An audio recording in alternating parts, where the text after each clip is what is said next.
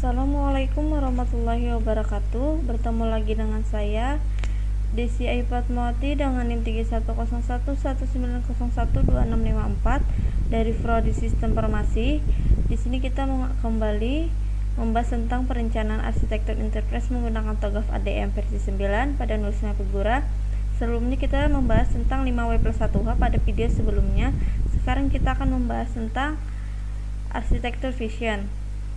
Analisa value chain berfungsi menggambarkan dan menggolongkan aktivitas di dalam usaha nulis Mapigura. Pengelompokan aktivitas dalam analisa value chain menjadi primary activity atau aktivitas utama dan support activity atau aktivitas pendukung. Bisa kita lihat di sini bagian dari support activity atau aktivitas pendukung adalah administration and management, human resource management, technology development, procurement, dan pada bagian primary activity atau aktivitas utama di sini ada inbound logistic, operation, sales and marketing, service dan outbound logistik. Saya jelaskan sedikit pada bagian primary activity atau aktivitas utama. Yang pertama adalah inbound logistik, yaitu aktivitas yang berhubungan dalam penyimpanan, penerimaan input kepada produk seperti pergudangan, penanganan material, pengendalian persediaan dan pengembalian pada pemasok serta jadwal transportasi. Dan di sini ada operation, yaitu kegiatan yang berkaitan dengan mengolah bahan menjadi barang jadi seperti pemasangan, pengemasan, pengujian kembali, pemeliharaan peralatan, dan pengoperasian fasilitas dan perawatan mesin. Dan ada outbound logistik, yaitu kegiatan yang berkaitan dengan pengumpulan, penyimpanan, dan distribusi produk kepada konsumen seperti pergudangan barang jadi dan penanganan bahan, pengoperasian mesin, pengiriman barang, pemrosesan pesanan, dan penjadwalan. Di sini ada marketing dan sales, kegiatan yang berkaitan dengan menyediakan sarana yang digunakan pembelian untuk membeli sebuah produk seperti promosi, iklan, hubungan penyalur, tenaga penjualan, dan penetapan harga. Di sini ada service, yaitu kegiatan yang berkaitan dengan penyediaan layanan untuk mendongkrak atau mempertahankan nilai produk seperti instalasi, pelatihan, perbaikan, dan penyesuaian produk. Sedangkan dari support activity atau aktivitas pendukung, yaitu administrasi and management atau administrasi dan manajemen, kegiatan yang meliputi perencanaan, manajemen, akuntansi, keuangan, dan urusan. Di sini ada human resource management atau manajemen sumber daya manusia.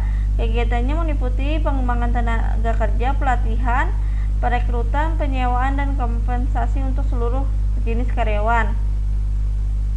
Manajemen sumber daya manusia berpengaruh dalam keunggulan bersaing melalui peran dalam menentukan motivasi dan keterampilan karyawan serta biaya pelatihan dan pengangkatan. Di sini ada teknologi pengembangan atau teknologi development,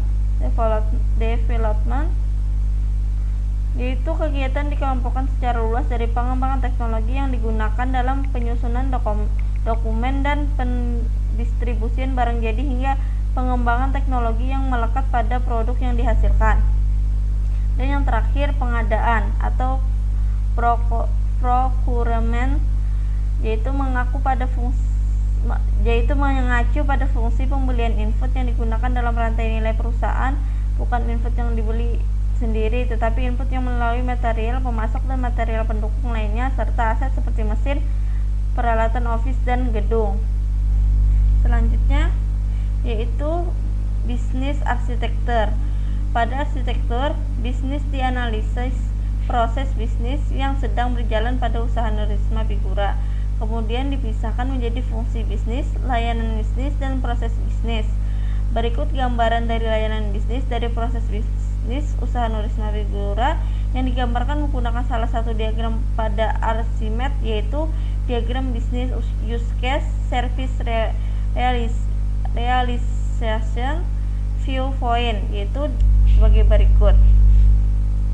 Selanjutnya, information system architecture. Pada tahap ini lebih menekankan pada aktivitas bagaimana arsitektur sistem informasi dikembangkan. Pada pendefinisian arsitektur sistem informasi dalam tahap ini meliputi arsitektur data dan arsitektur aplikasi yang digunakan oleh usaha nulisma figura.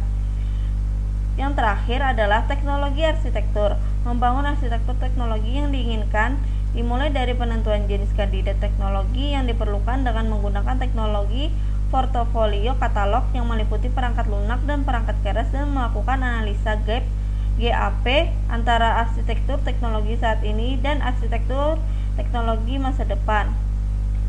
Sekian presentasi dari saya. Salah hilap mohon maaf. Saya ucapkan terima kasih. Assalamualaikum warahmatullahi wabarakatuh.